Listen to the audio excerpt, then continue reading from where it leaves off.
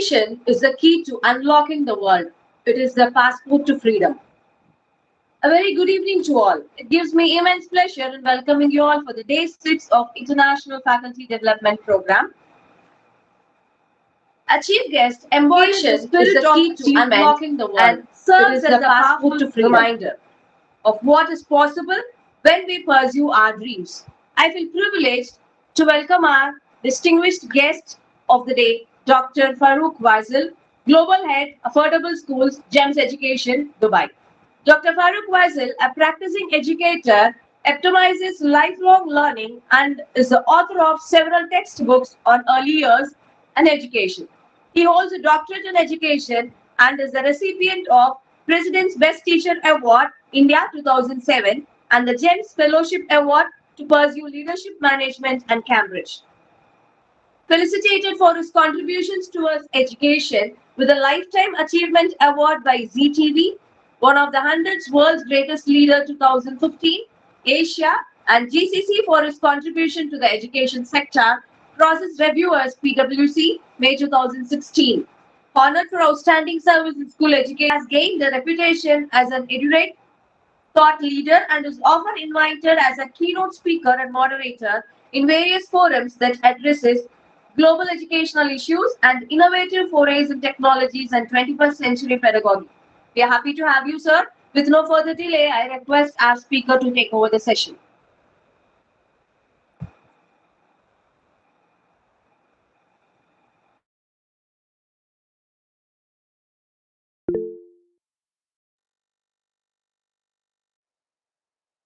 Sir, please wait. Sir, please wait.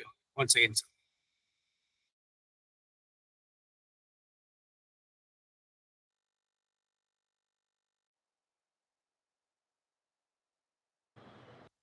Can you hear me now? Yes, sir. Yes, sir. Yes, no, sir. Okay. Sorry, I'm not a very tech-savvy guy, unfortunately, but I'm trying to, 1 minute. Is this okay now?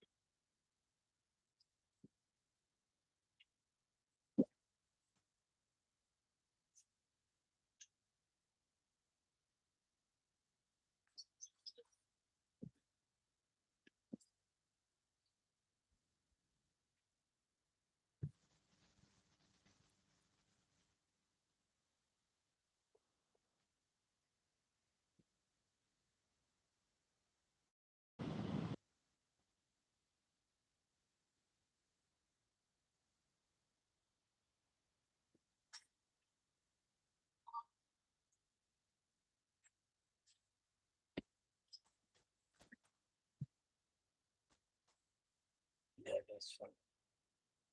Why it's not moving?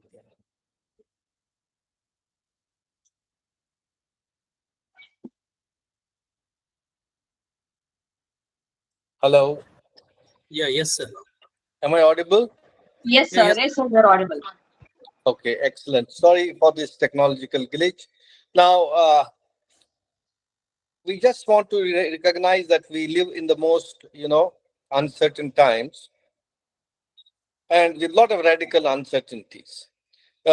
My own understanding and the understanding of the whole world is less reliable guide for us to predict what future will look like.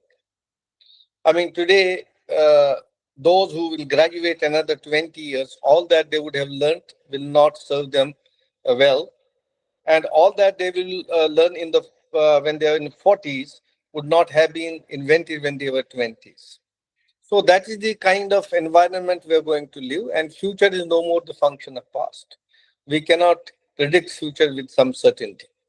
So therefore, in this radically uncertain environment, what's it that will help us to move forward and be relevant to the world? We have no sense of the world, that what kind of jobs will be made available to us. Even currently, whatever we understand technology, we don't know what kind of shift is going to take place. So therefore, what Alvin Toffler said, the illiterates of the 21st century will not be the ones who cannot read, write, but the ones who cannot learn, unlearn, and relearn. So in order to be relevant, you need to develop a very attitude of a lifelong learner. And that cannot happen in vacuum. You have to design that learning. Now, when you look at the future, if you look at Gmail, if you look at Facebook and rover on Mars, these are the disruptions which went one after the other. If you look in the past, between one innovation and the second innovation, it took hundreds of years. Today, that at every second day or third day, there's a disruption in the environment. What does that mean for us? It means that either you be disrupted or disrupt the environment. What that means for the organization? It means the rate of learning inside the organization has to be greater than the rate of change in the outside environment. That means whatever we experience as a part of change management outside, be it course curricula, be it the experiential part of the learning, be it the industry specific courses, our learning has to be greater than that change. And if our learning remains subdued, it does not even serve and exceed, then we are going to perish. So therefore, we need to recognize that we live in an environment of disruption. Uh, what Albert Einstein said, that we can't solve problems by using the same kind of thinking that created them. So we have to move out, we have to think outside the box in order to be relevant. Trends which are impacting the future of education, we need to recognize there are changing forces. We have to think of adaptation and not extinction. There will be tightening regulation and rising prices. There will be rise of the confused green consumer. There will be local energy networks and micro generation. You look at the impact of oil if it touches $175, look at what will happen to economies and the scale of economies. These are scenarios we need to think about. Genetic prophecy and personalized medicine robotics. More intuitive and sensory internal versions. If you look at today, what we say that machines will achieve singularity by 2035, that means the collective human intelligence, machine learning, machine intelligence will be superior than the collective human intelligence. So how do we then try to, fight this out between man and machine? This fight is getting intensified.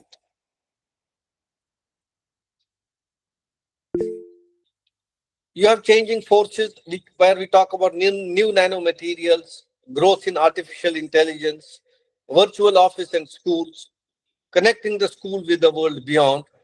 Future is already here, but it's unevenly distributed. We predict the future, but leader can and should help to invent one. As I said, future is no more the function of past. We live in the most turbulent times. Therefore, the leader have a job to invent one for us. What will be the paradigm shifts? The paradigm shifts will be that learner autonomy will be there. The learners will demand a course curricula. Learners will demand a specialization of their own interest. It will be cooperative learning and collaborative learning. There will be curricular integration. They will not be seen in isolated, subjects, but you will find them more, integrated. So one learning helps in the other learning. Thinking skills and teachers will be co-learners, because remember, we definitely know that we are not an island by ourselves. Nobody is an island. It's through our collective wisdom and collective intelligence that our learning becomes superior. We will have to think of alternative assessments. Mobile will be a critical platform. Rising transparency between individuals and institutions. What's happening, even now we are hiding behind the veil, whether it's colleges, universities, and the schools. So that veil will be lifted. The distances will be mitigated. The society at large will ask serious questions. Are we preparing these children for the future? And what is that future looks like? And if there's a failure, who owns the failure? We cannot now hide, because these will be important questions. So greater transparency will be seen between individuals and the institutions. Growth of distance learning and location-free jobs. We have seen COVID is a classical example for us, that we were not prepared for it. But I think, being human, and we are adaptable, we are resilient, we have seen that we can withstand these turbulences. So therefore, it has taught us many valuable lessons. So growth of distance learning, location-free jobs, cyber security, too much of information, real-time data, prediction markets, learning as a lifelong process, and focus on the social nature of learning, not as a separate, decontextualized individuals. So what we will have then? We will have a brave and a new unpredictable world, where technology and innovation will be at the forefront, where social and demographic changes will take place rapidly, world of work will be disrupted, and education will be wired. When I say technology and innovation, you can see that there is more and more penetration of technology in our lives. Demographic shift is taking place. People will eventually move to the cities which are self-sustainable, which can withstand the environmental harshness. The world of work, everything, products will be disrupted, services will be disrupted, and education will be wired. The children or the students will spend more time in the virtual space than in the physical classroom. So the defining trends, if I always give an example. Defining trends are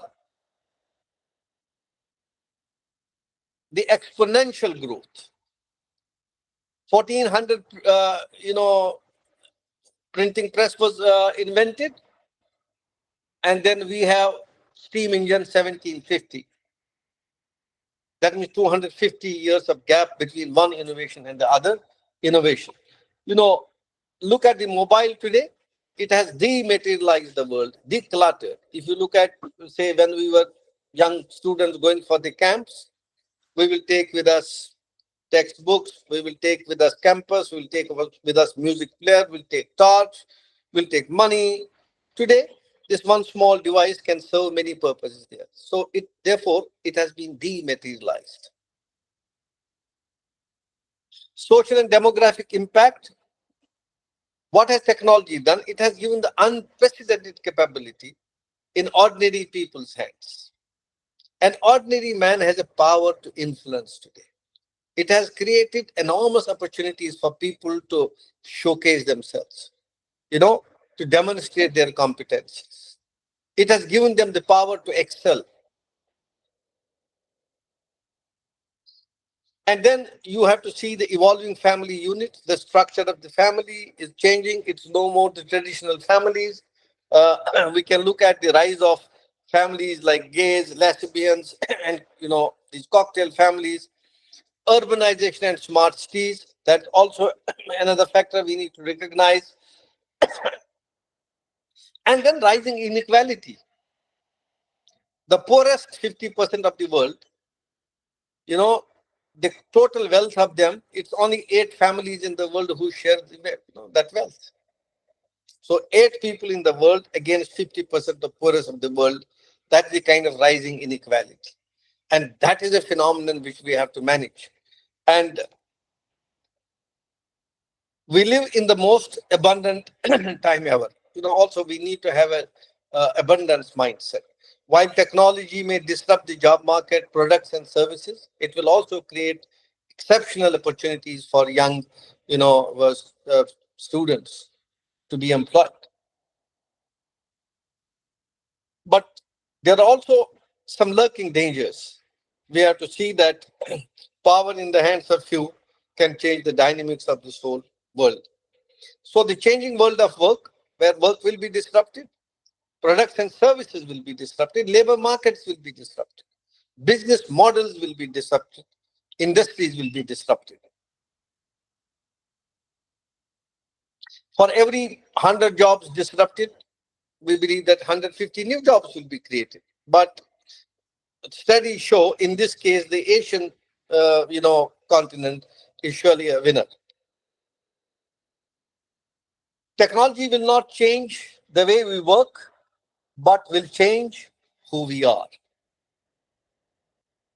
Changing educational landscape, if you look at least the 40% of the current skills will have to be, changed. And new skills will emerge. We talk about 21st century skills, which will be communication, confidence, critical thinking, problem solving, uh, coordinating with others, people management, negotiations, quality control, service orientation, judgment and decision making, space tourism, cybersecurity, ethical AI experts. So, and number of possibilities for us to explore. We can talk about creativity. We can talk about self-management because that's important. We will be living in a really challenging times, but time management becomes one of the critical, attributes. Self-awareness and social awareness, responsible decision making, relationships will be disrupted because we don't know where we will be with what kind of integrated society will be working around. So social and emotional learning also will have to be developed among the students in the early ages. The traditional educational models are being disrupted currently. If you look at it, if you look at the IQ Academy, you like Udacity, Coursera, Udemy, there are n number of platforms really for the learning. What fintech technologies are doing, they are bringing that excellent and exciting opportunity for children to get that certification. The degrees have lost the sheen and shine. If you look at it, there is a dip in the enrollment around because the young students don't trust these graduate programs anymore. So therefore, I think we need to do something more than a degree, which is giving them the necessary skills to be successful and succeed in life. So for future education, critical consideration for future education will be preparing learners for a world where we will have knowledge ubiquity, enabling technology, disruptive change, and unpredictable futures. But character building is timeless. Some aspects of education will be timeless. We need to recognize that, which is decency, which is being kind, generous, and caring, making a difference in the world, good judgment, curiosity, open minded, thoughtful, and adaptable, grounded, good values, and sound judgment. What I keep saying that from Maslow's hierarchy of need theory to Baldoni's hierarchy of purpose, we need to ask that what is the purpose in my life? I always say if you cut an apple and show it, most of us would like to see the seeds. That's a deficit mindset. But we must see more apples. That is the growth mindset. So therefore, from hierarchy of needs to hierarchy of purpose, our children, we should not ask them what's your major. We should ask them what's your mission in life. That will be the challenges we will have. We will not be job seekers, but we must be job creators.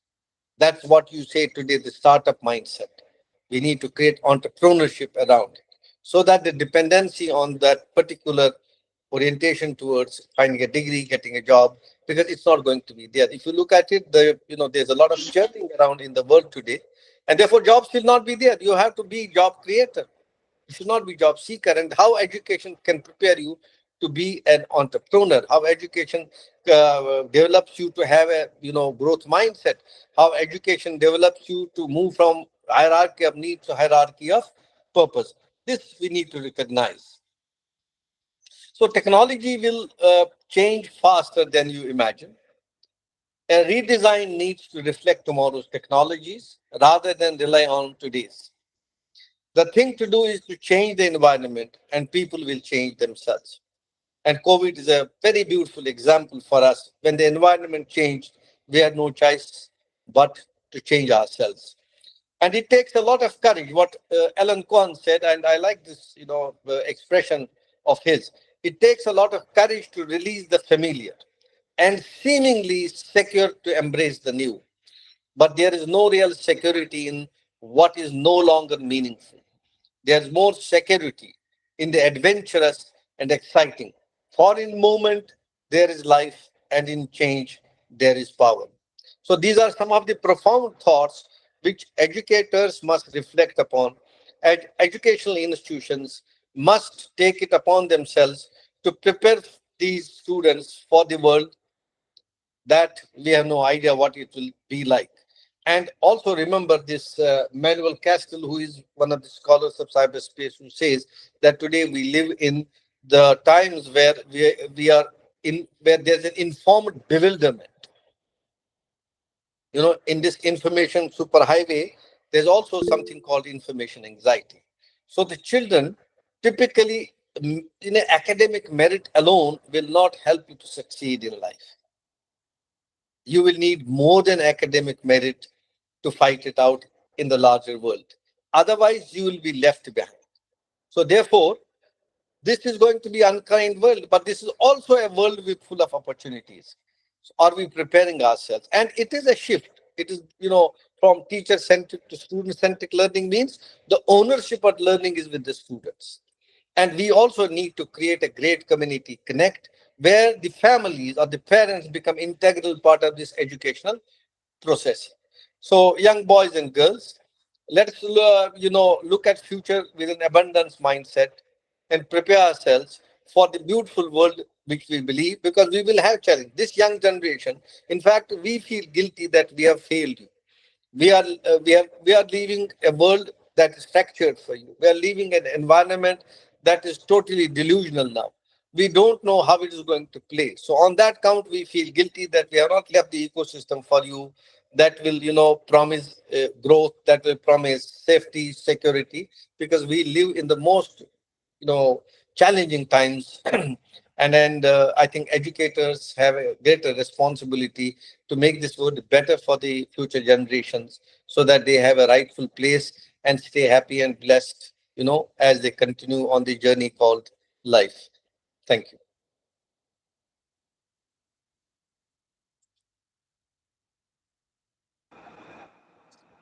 Thank you, sir, for your valuable session. Participants, you can post your queries if you have any. Q&A session is open now. You can post it in the chat box.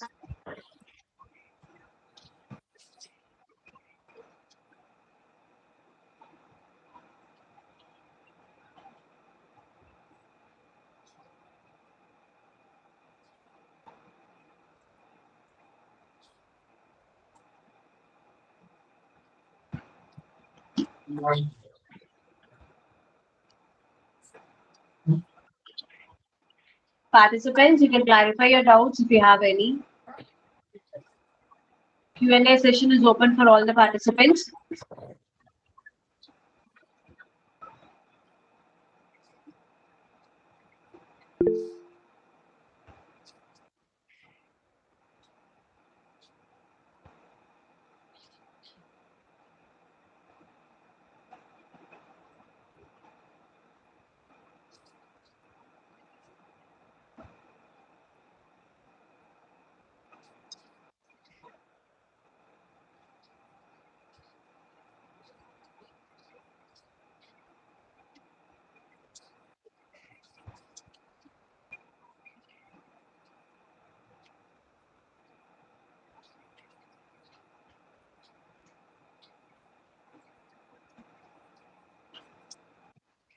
In the meantime, I invite our head School of Commerce, Dr. A. Armugam, sir, to say a few words. Good evening, sir, and all the participants. Very good evening, especially for today's chief guest, Dr. Farooq sir. I'm audible, sir. Morning. Good morning, sir. How are you, sir? Good. Thank you. Thank you very much for giving valuable inputs and insights for the participant as well as our sir. Apart from your busy schedule, you accepted your consent, and as per the schedule, you addressed the valuable concept.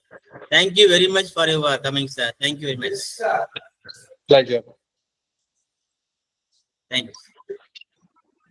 Thank you, sir, for your words of encouragement. Participants, you can post your questions in the chat box.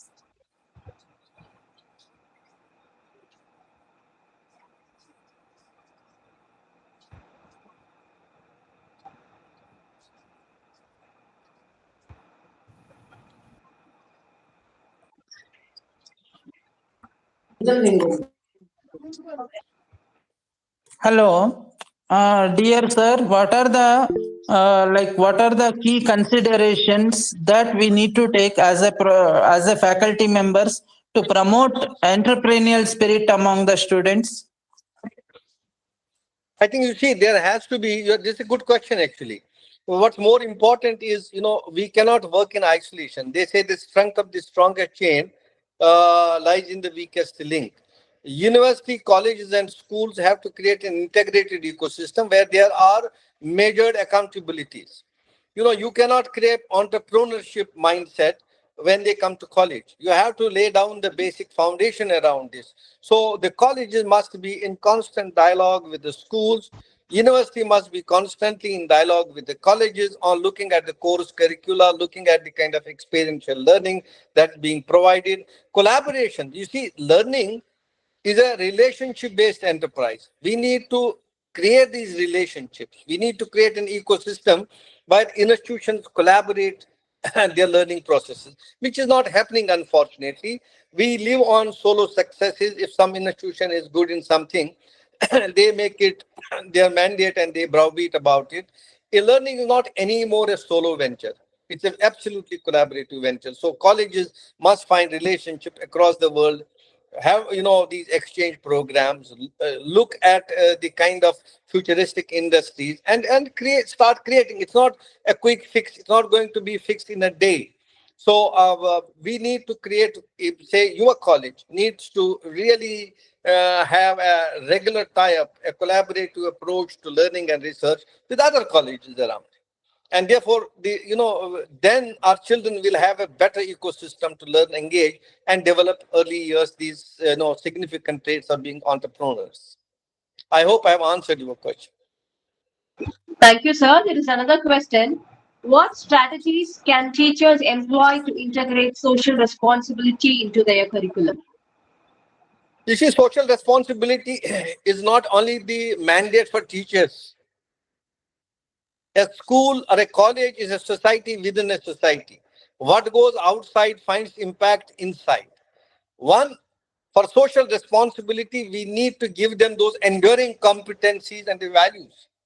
All those values cannot be taught. See, you cannot teach me to be socially sensitive and responsible, because values, if they are taught, then the whole world should be value driven. Values are caught. The institutions have to be a living example. And what does that mean? In the family, outside the family, inside the society, that should be the buzz.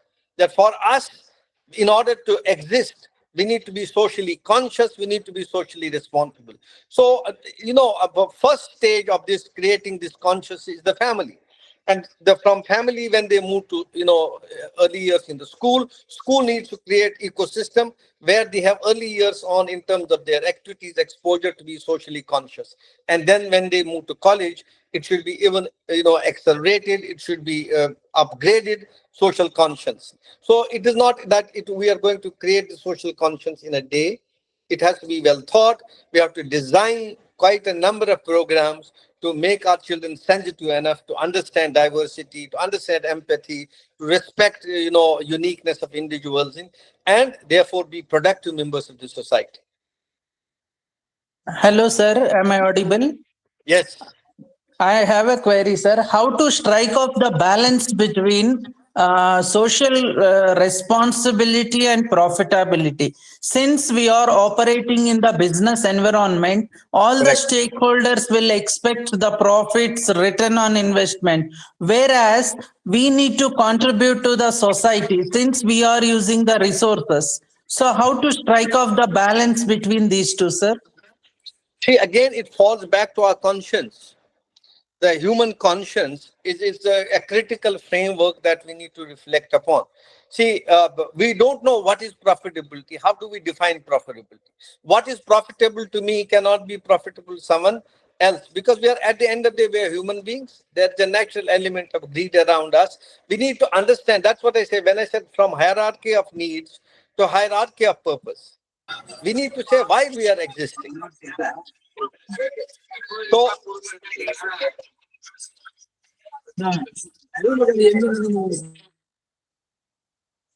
am I audible? Yes, Sir, sir, you you're are audible, audible. sir. Okay. So I was referring to that striking a balance will be exactly what I said, that we must move from the hierarchy of needs to hierarchy of purpose.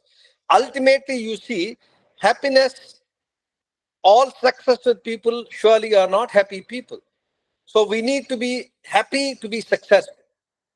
You see, what is important is we succeed out of fear of failure, and then we are learning. No, we need to create a genuine love for learning. Therefore, when the purpose gets defined, balance will automatically come. Ultimately, suppose, let us say, even when we become wealthy, we have more profits. What do you do then? Ultimately, there's a realization, I have a different purpose. I have a higher purpose of life. And if the people who are in the business get this very understanding much earlier, the business will thrive and the social conscience will thrive and impact will be great.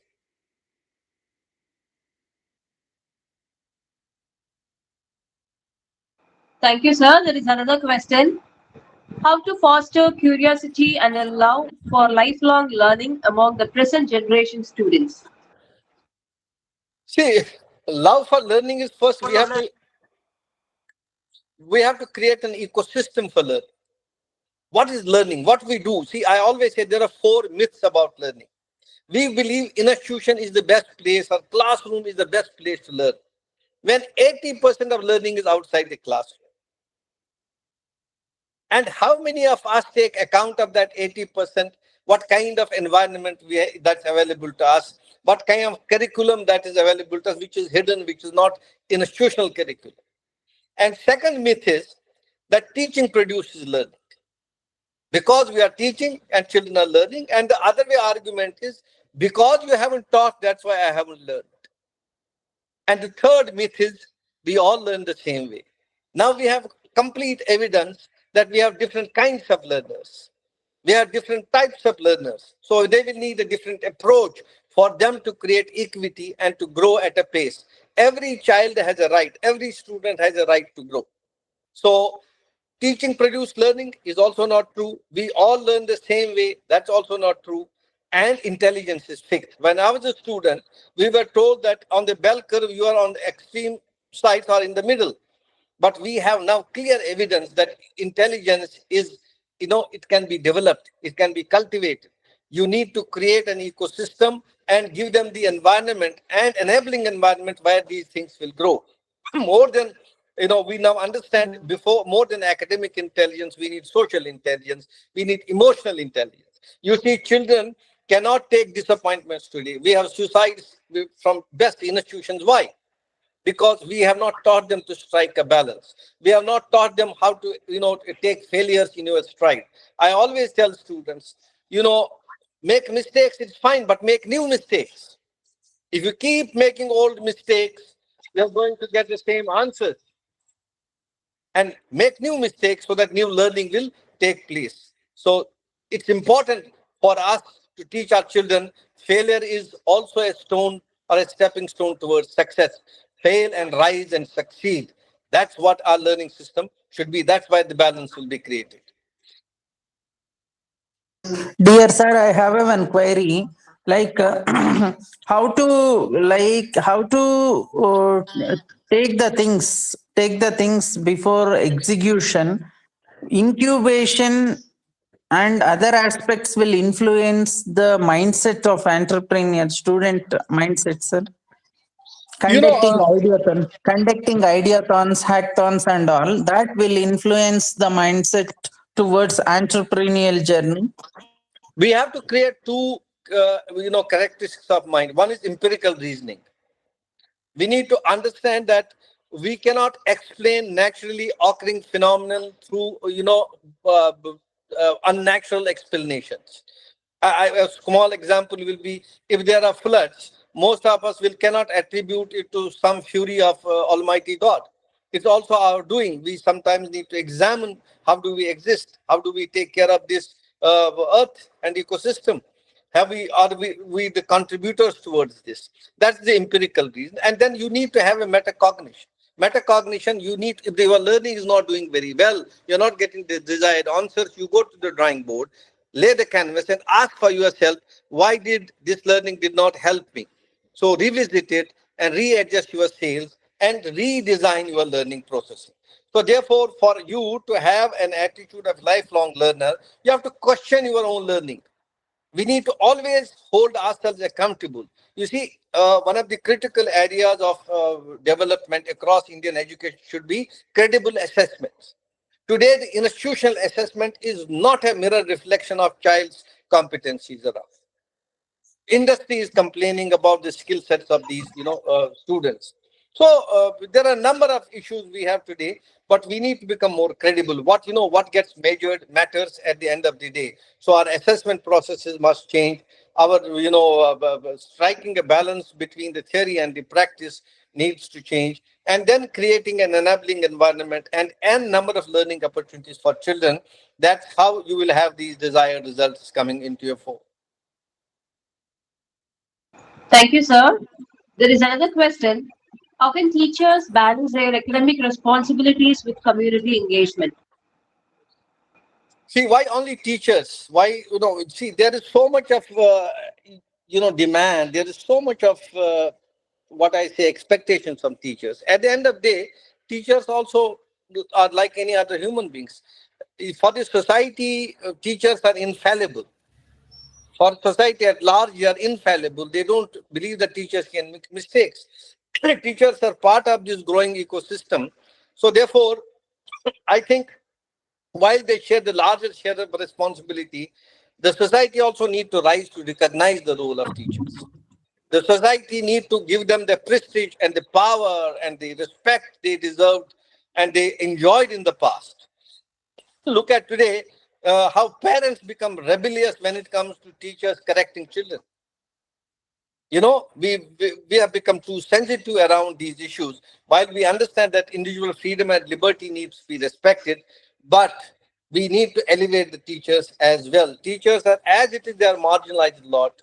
Their needs are not being met, unfortunately. So I think it's striking a balance. It's also playing our part towards, making this profession a great profession again.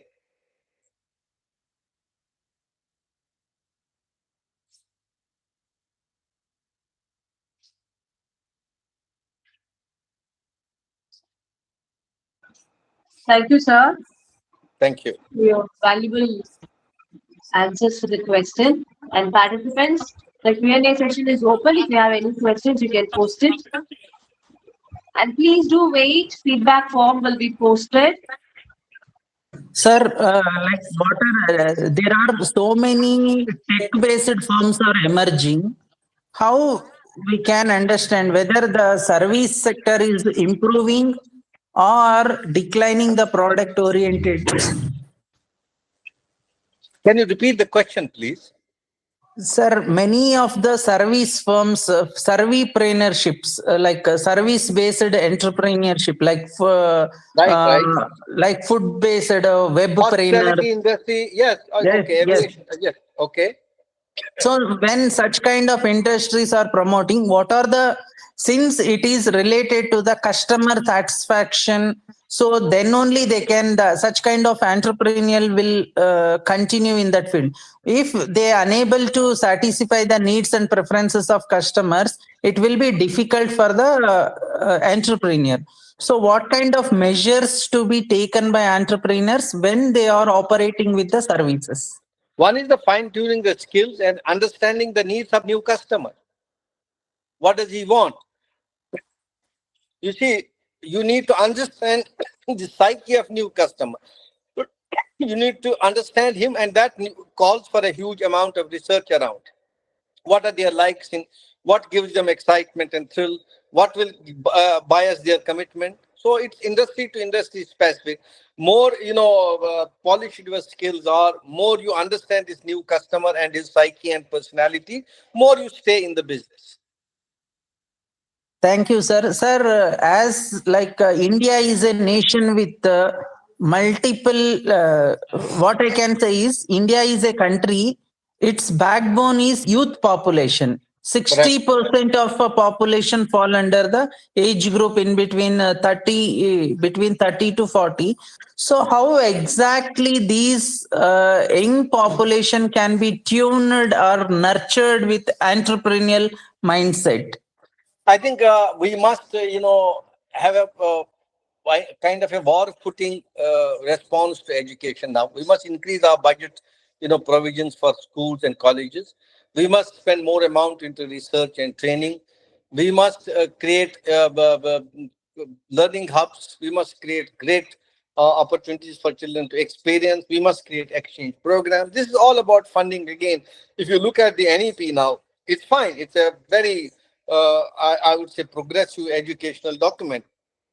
But in the last 10 years, our GDP spent on the education, while it has been unsaid 6%, it was less than 2.8%. So how do you create a changing ecosystem and give the aspirations and meet the aspirations of this young mind when there is no backup of a resource? At the end of the day, the capital or the money resource is critical for us to make this population more meaningful and productive in their lives. Yes, sir. Thank you. Thank And you. one more thing, Sir, there's majority another of the question. So they are asking you to share some effective teaching strategies that encourage students to become active participants in the class. Again, we come back to 21st century skills. We must, children must try to become more creative thinkers. They must develop critical thinking. They must develop collaborative skills. See, again, learning, I said, it's a relationship-based enterprise. They must work in groups. They must work together because the learning is together. Then there must be creativity. There must be different ways of solving the problem. See, getting the right answer is not learning. We must think that there are alternative outcomes to any situation. Answer is in evolutionary process. There is no final answer. What becomes a reality today can be questioned tomorrow. When I was a student, Dalton's theory said that atom is divisible. And the moment I graduated from the college, I heard that atom is divisible now. So therefore, the new learning keep coming to our understanding. So learning is evolutionary, it's evolving. So children must develop, and again, the children must develop self-management, emotional balance, because our children are stressed. Unfortunately, this education is making them, being in the rat race of competition, forgetting your own self. Every child has a unique personality, and institutions must shape these personalities for better good.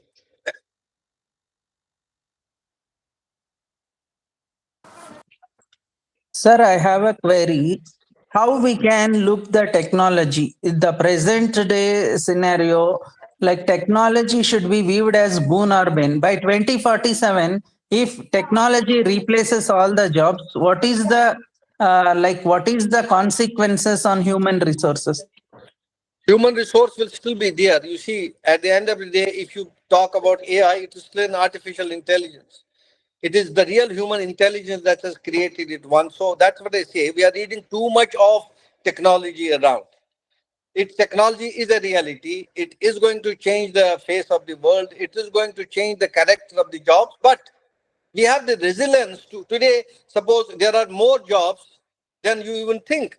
If you have, there's a space tourism, there's cyber security, there's AI ethical experts. So technology is still, even AI needs a great prompting from great human beings.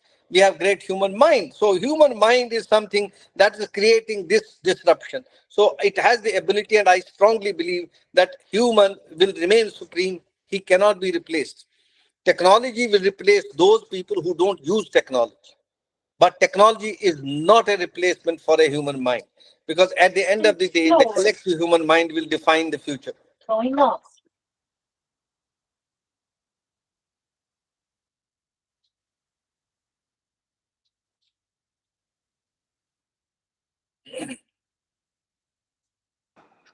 Thank you, sir. Thank you. Participants, please do wait for the feedback link. It will be posted. Kindly check your comment box for the feedback link. If you have any other queries, you can ask to the guest.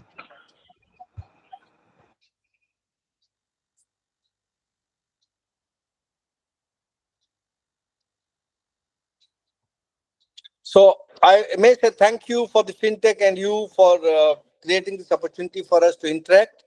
At the end of the day, I keep saying that let us keep interacting and learning from each other.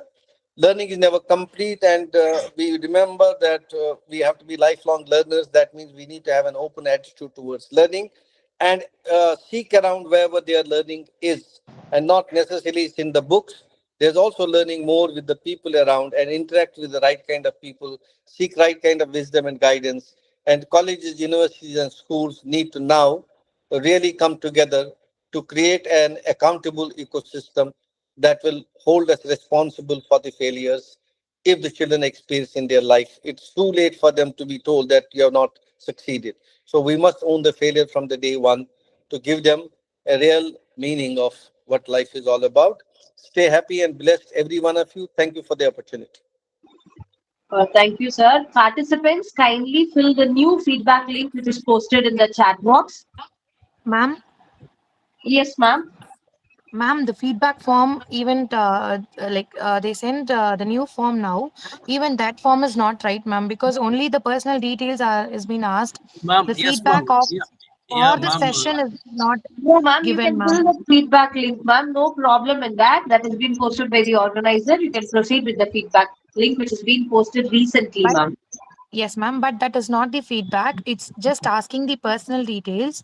The other content which is program எப்படி இருந்தது அந்த மாதிரி details எல்லாம் அதுல எதுவுமே இல்ல ma'am. Only personal details it's been asked. So can you please check once and then send? Yeah, ma'am, kindly understand. The form will be hacked. Okay, we have not the time. Which I already received the 600 feedback. Okay, kindly fill the details only enough. Okay. Ma'am, for time being, it is for the attendance purpose. The feedback link has been hacked. So kindly proceed with the feedback which has been posted in a recent time, ma'am. That is for your attendance purpose. You can we'll be considering that for your attendance purpose, ma'am. Yeah. Okay. Okay. Thank you so much, ma'am. Showing gratitude is one of the simplest yet most powerful things human can do for each other. It is with great honor and privilege that I propose the vote of thanks on this memorable occasion. First and foremost, I would like to extend my heartfelt gratitude to our chief guest, Dr. Farooq Wazir, for taking time out of his busy schedule to grace this event and share his valuable insights on social responsibility of teachers in higher education. Your presence has truly added value to this session, sir. We owe a debt of gratitude to our Dean, Dr. A. Jayamal, sir, for his motivating words and encouragement that have guided us throughout this event. A heartfelt thanks to our HOD, Dr. A. Armugam, sir, for his tireless support and guidance, the smooth execution of this program. I would also like to express my sincere appreciation to all our faculty members for their valuable contribution, which have greatly enriched this event. Lastly, but not least, a big thank you to all our participants for your enthusiastic involvement in making this program a resounding success. Once again, thank you for all your unwavering support and cooperation. We look forward to seeing you all tomorrow for yet another insightful session. Thank you all participants. Participants, I request you to fill the attendance form which has been posted recently. That will be considered for your attendance purpose for today's session. Fill out the feedback link which has been posted in the recent time. Kindly check your chat box for the feedback form. Excuse me, ma'am. The day one, when will be happened, ma'am? Sir, Day we'll one. be posting you soon, sir. Okay, ma'am. Thanks, ma'am.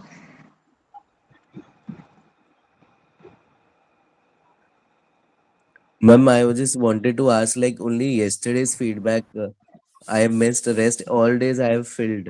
So will there in any be problem? No issues, sir. Okay, we'll Okay. say the attendance. Okay, Okay, sir. Thank you, sir. Thank you. yeah, thank you. Yes, sir. I also missed it, sir. No Ma'am, problem, ma'am. No problem. Okay, okay. Thank you, ma'am. I too missed two of the days, sir. So actually, it won't be the problem, you know. No problem, sir. Hello. No problem, sir. Thank I you. hope Thank I'm you. audible. No problem, sir. Kindly Because take a moment to fill out the feedback which is being posted today, sir. okay, today because only that personal data is only they asked, so we Yes, filled sir. and That is same. considered for the attendance purpose, sir. Okay, thank you, ma'am. So tomorrow is the last and final day, na? Yes, sir. When the e-certificate will be generated, ma'am? Sir, it will be provided within 2 weeks of time duration, sir. But kindly wait. You will be keeping posted in our group, sir. And because of lack of this data issues, lack of this thing, I couldn't fill the two of the days attendance. I can understand, So sir. kindly consider it, ma'am. Kindly Yeah, you consider attend it. the program tomorrow. The final day is tomorrow. Kindly attend it tomorrow as well, sir.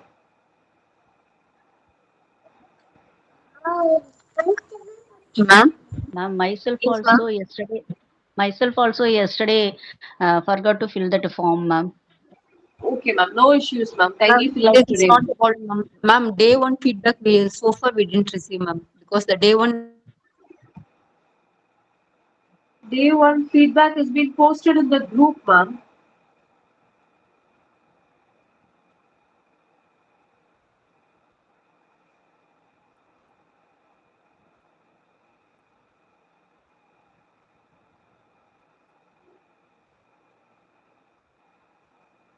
For day two, it is available in the group. Even for day one, it is available in the group. Kindly please check, ma'am.